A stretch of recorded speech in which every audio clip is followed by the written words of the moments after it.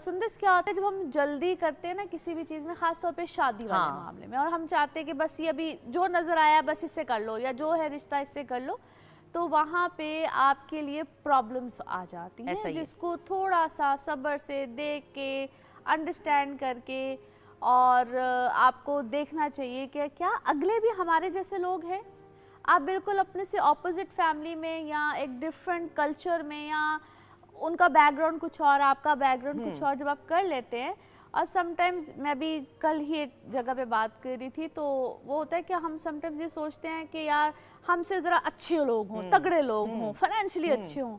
تو یار پھر آپ یہ دیکھیں کہ ان کے ہاں کچھ چیزیں ڈیفرنٹ ہوں گی، نارمز ڈیفرنٹ ہوں گے، ان کے گھر کا ماحول ڈیفرنٹ ہوگا، تو کیا آپ کی بچی وہاں پہ سیٹل ہو جائیں گی؟ ایسا ہی ہے ان کے کلچر میں، ان کے معاملات میں. پھر بعد میں آتی ہیں پرابلمس. صرف پیسے سب کچھ نہیں ہوتا، آپ کو یہ دیکھنا چاہیے کہ کیا